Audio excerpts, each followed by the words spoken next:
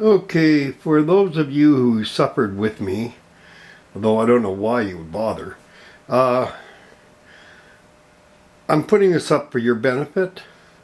Apparently, with the LSI Mega Raid 9267, one cannot configure it in the BIOS. I guess I'm a little old school. I'm used to doing everything right from the BIOS. But here you have to use the GUI, or do we even use terminology like this anymore? I'm feeling really insecure now because I'm kind of old-fashioned. You know, graphic user interface, that's what that is. It's a graphic user interface. It's all graphical, you know. It's like when they switched from a real BIOS to UEFI. I had a hard time adjusting. I mean, sure, it's got its benefits, I have to admit, and don't get me wrong, I'm not knocking UEFI.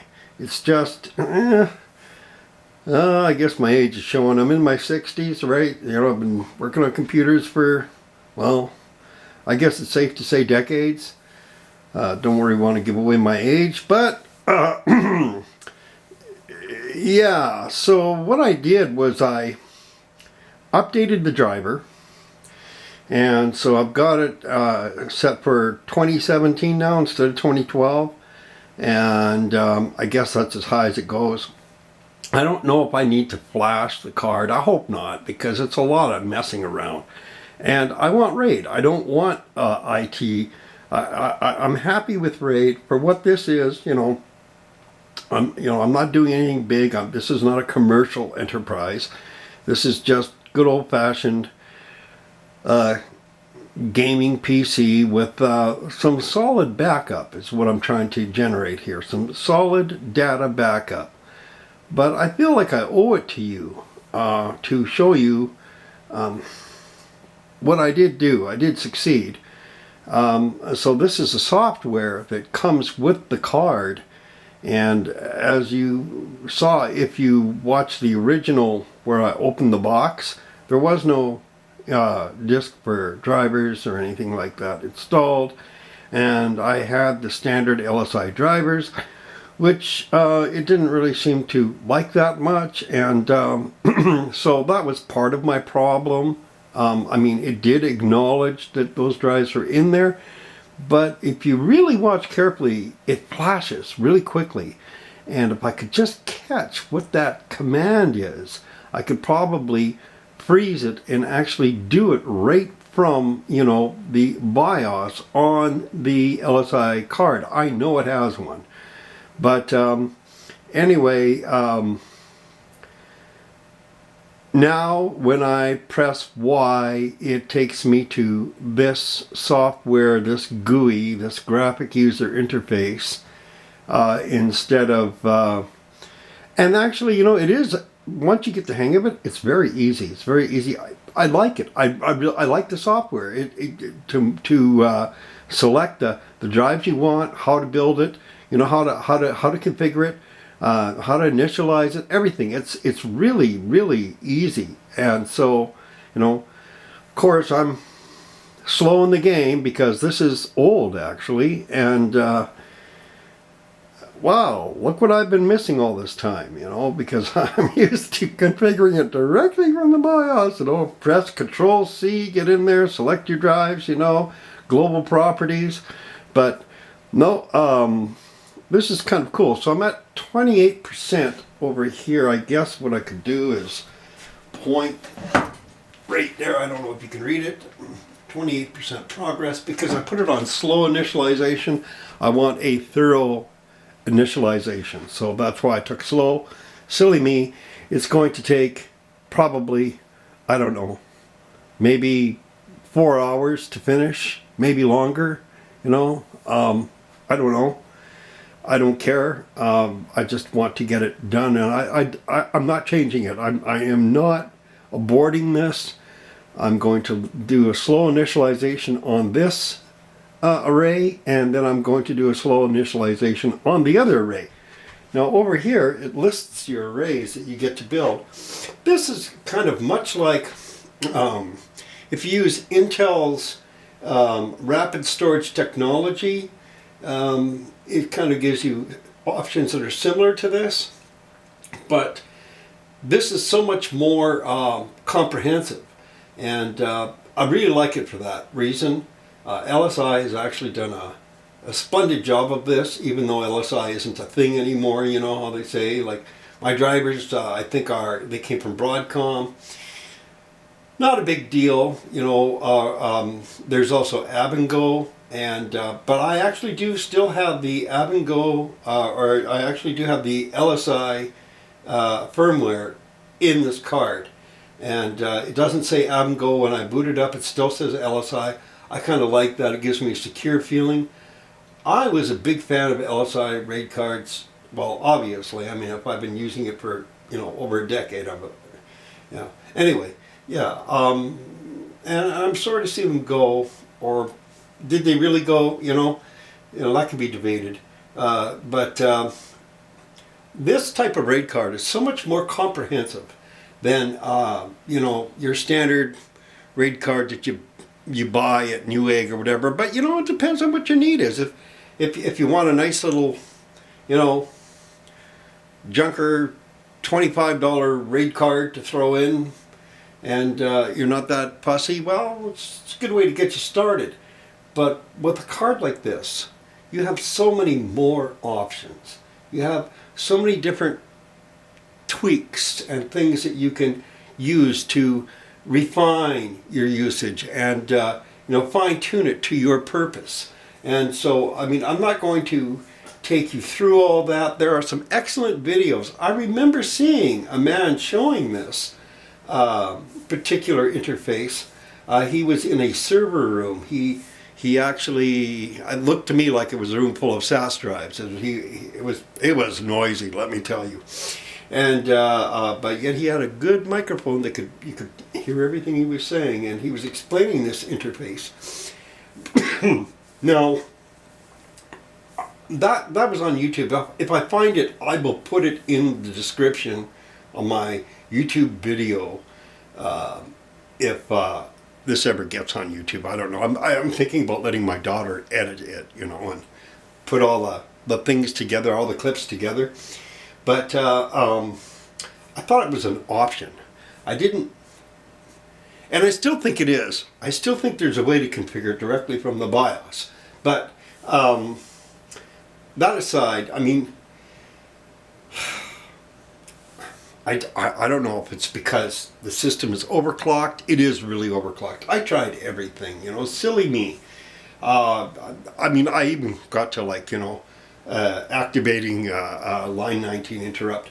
I mean, I was trying to make it stop right there, and get into, the configuration, but it didn't want to let me do that. And so I opted for this quick and dirty, cheap approach using the MegaRAID BIOS configuration utility, which actually is not a bad configuration utility and gives you more options than you would get in the BIOS itself. I know that for sure. That even if I could, I wouldn't have the options that I have with this. And it's really a nice little bit of software. They did a really good job. Back in the day, back in 2017, they did a really good job on this. So, hey, kudos to LSI. So what I have here is the, well, technically it's 4 terabytes, but you know how that goes. 3.637 terabytes initializing in RAID 0 on the first port, and then the second one, I have 4 individual SATA ports running Velociraptor drives, okay, and combined they only add up to 1 terabyte. Well, okay, 9, after it's all said and done, 929 gigabytes or 0.5 gigabytes, but that's good enough for me. That's good enough for what I'm doing for my backup, okay? And I'll be able to back up my backup with this, and there won't be anything lost, there won't be any data lost.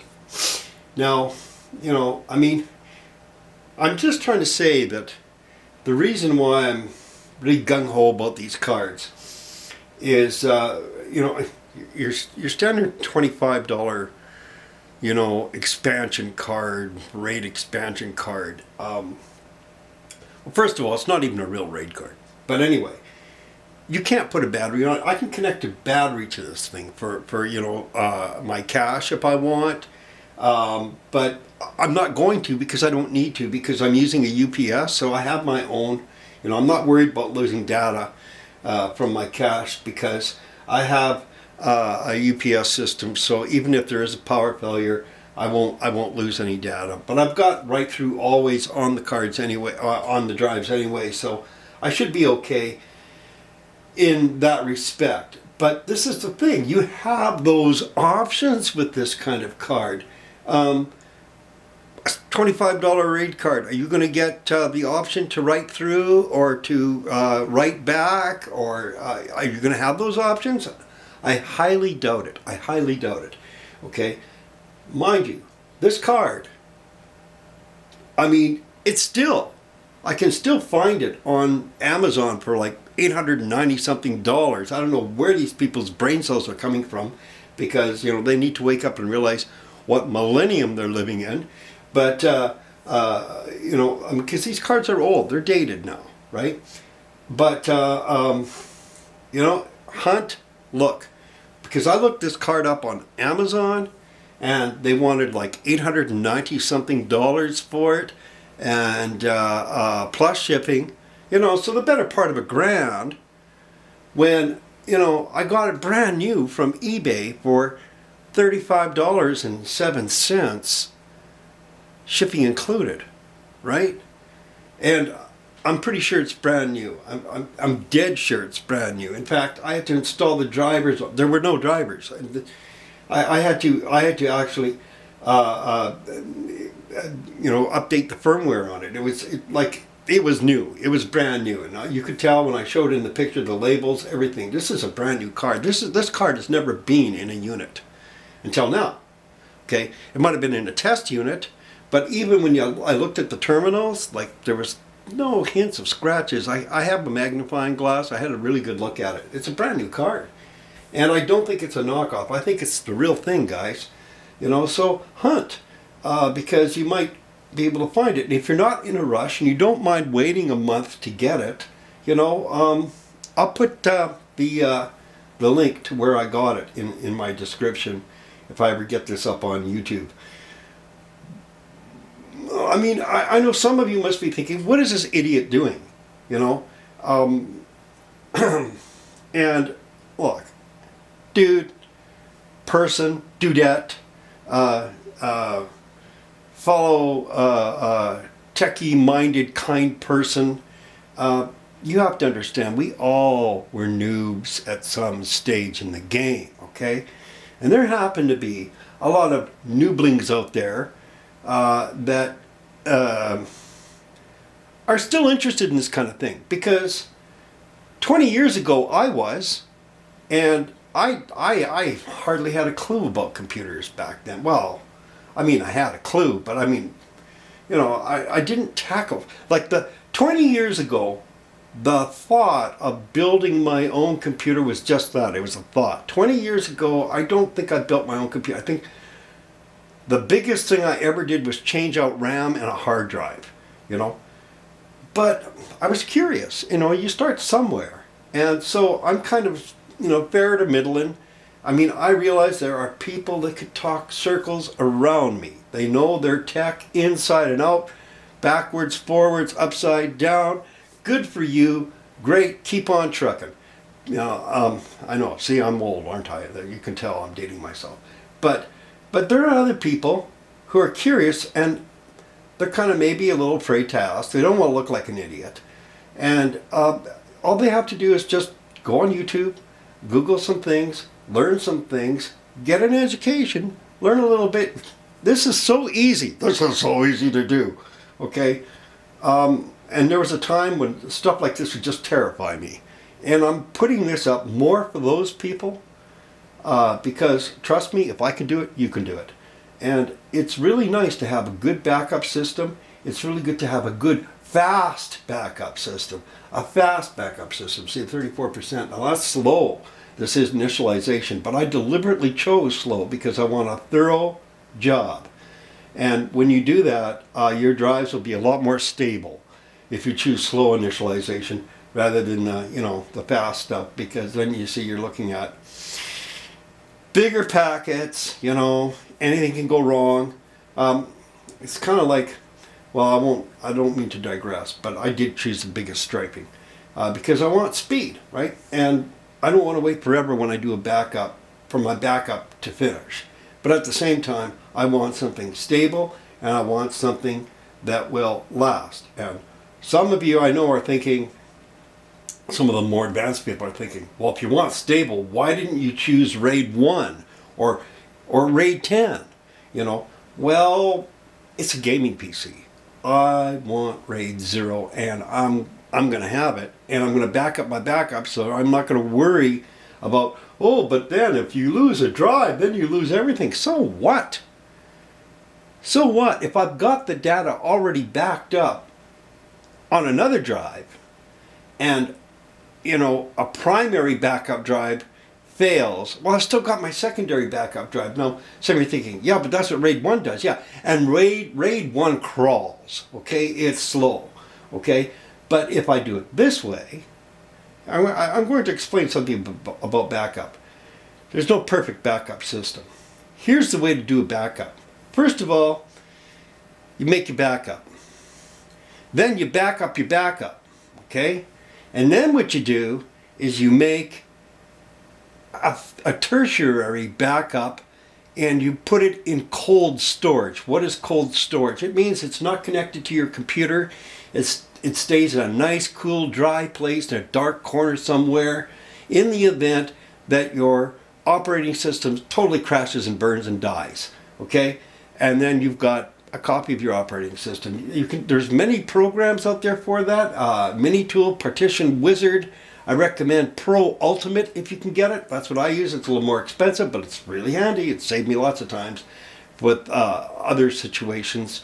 And but I rarely actually lose data. Rarely.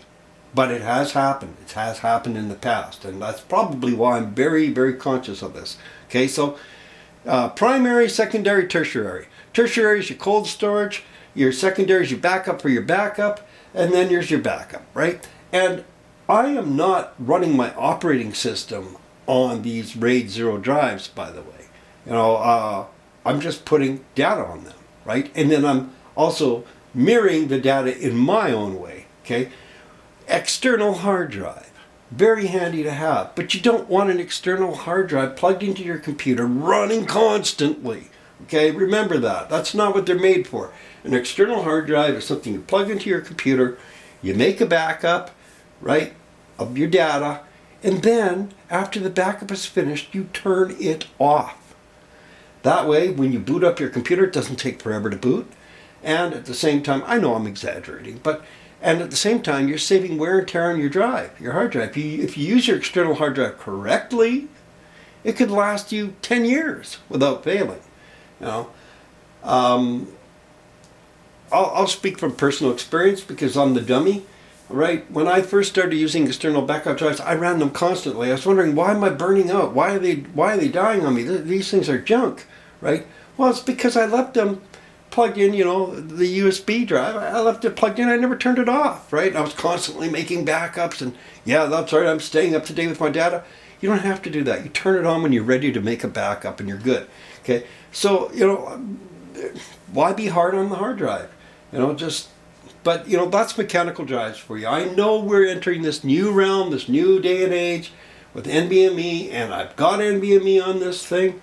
I'm just trying to, some of us don't have money for NVMe either, right? Okay, and this is Dumpster Divers PC videos, okay? Listen, and I'm all for that, by the way. I'm all for reclamation of PCs and hardware. I think too many people toss their PCs long before the time, that they should. And you can actually, unless your PC is 20 years old, it probably still has a lot of life in it yet, and it could probably still be used with a little bit of upgrading for children to learn on PCs, or for your basic checking your emails and stuff like that. Okay, maybe given to maybe a less fortunate person than yourself, that might want to learn about. But too many people are throwing PCs in the dumpster, and it grieves me. It's a vexation to me, because I have rescued PCs from dumpsters and shook my head, because the stupidest reasons are throwing these things out. A bad hard drive. So just throw the whole thing in the dumpster, right? Don't replace the hard drive. Just throw the whole thing in the dumpster. Is that the answer? Boys, e-waste is a serious problem. E-waste is a really serious, hard on our environment. Okay, why? I don't even want to get into it. I have seen so many computers that could be saved and running fine, and running just as good as a brand new computer. Believe me, I'm telling you.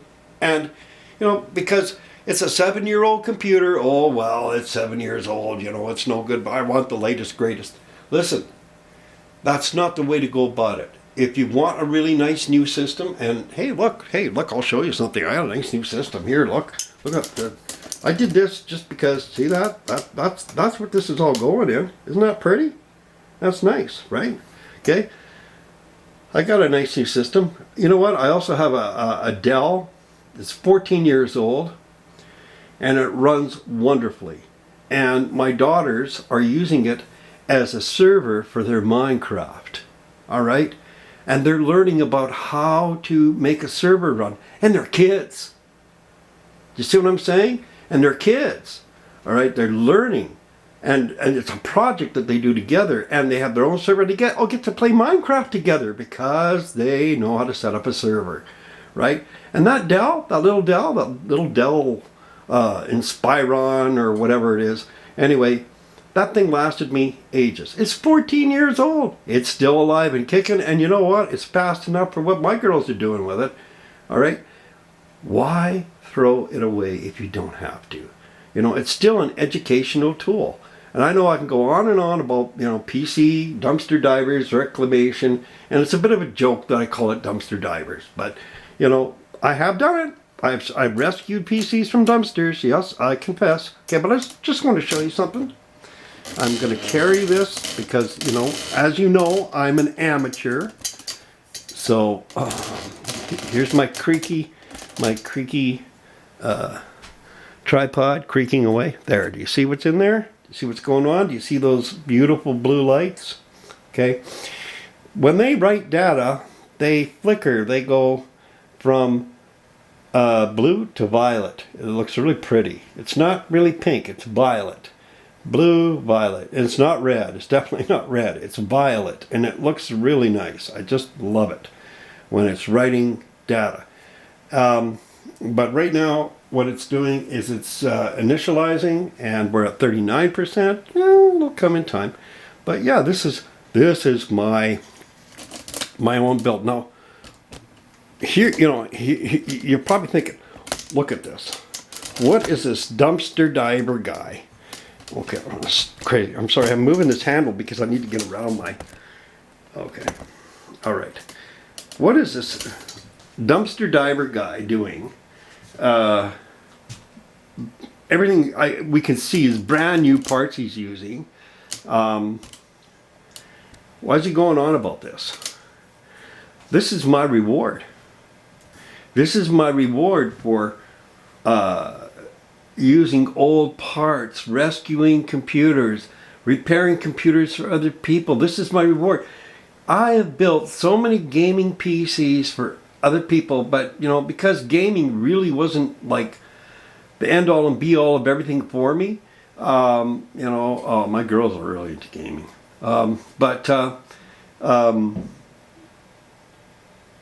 I build PCs. That's what I do. And I stopped and thought, you know what? I have never built my own gaming PC for me. So it was kind of like a bucket list thing. So that's why I did it. I built my own, and it still needs a little bit of work here, here and there in some places, and it's all RGB and fancy, which I remember I used to shake my head when that RGB first came out. I was like, why is everybody trying to make their computer look like a discotheque? But anyway, what I found out is a lot of the gaming hardware didn't really give you an option. You didn't really get much. It's hard to build a gaming PC, believe it or not, that is 0 RGB these days. Just about everything has RGB. So I thought, if you can't beat them, join them. Roll with it. I'll do it. It'll look purty, So it's purty, and but I didn't put RGB on my RAM, and I would like you all to know that you don't want RGB on your RAM, okay? But if you really must have RGB on your RAM, get the kind where you just put covers on your RAM. Don't, for heaven's sakes, don't get built-in RGB on your RAM, because LEDs burn out, and then your RAM's going to look really stupid, and it's going to look really dead with burnt out, looking sticks of RAM that you're trying to show off in your display there, and everybody can see that the LEDs on your RAM are all burned out. And who needs LED on their RAM? It's RAM. Hello, it's RAM. That it serves no function. It does nothing. It doesn't. Whatever. Anyway, here we are. Here I am knocking RGB, and you can clearly see that I'm running RGB, and the whole thing comes in even the stock cooler with AMD comes with RGB. It comes with, it comes with the box. So I thought, okay, fine. The motherboard I want that gives me all the features that I want, and I could not find another motherboard that gave me all the features that I want. It's RGB. The stock cooler that I want that comes with the CPU, the 3800X, the AMD 3800X, which is a beautiful CPU. I've got it clocked at 4.4 gigahertz. I hardly even had to work at that, to be honest. It was a learning experience, but this motherboard clocks stuff so easily, and the RAM that I'm using, it clocks so easily that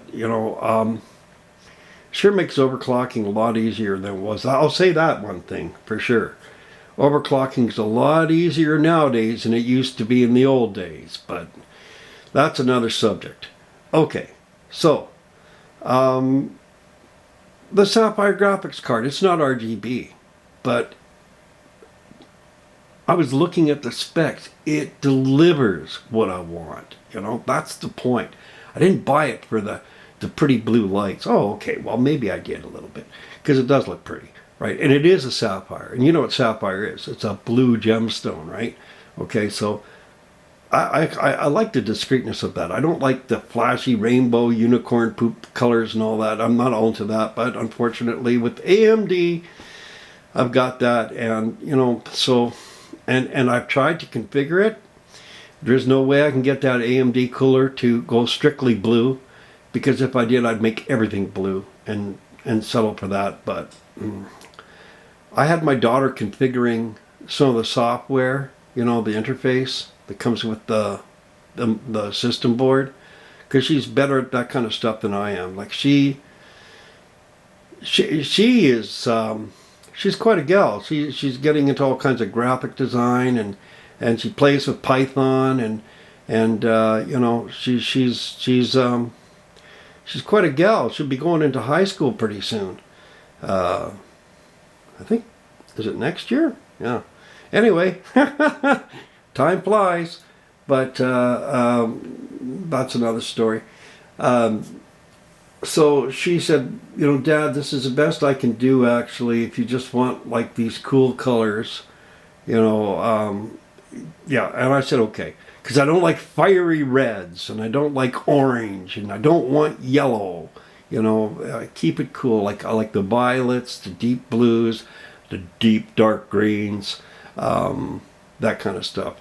And but she said she couldn't really get that AMD cooler to. I may change that cooler out eventually. I mean, I don't know. Because 4.4 gigahertz on stock.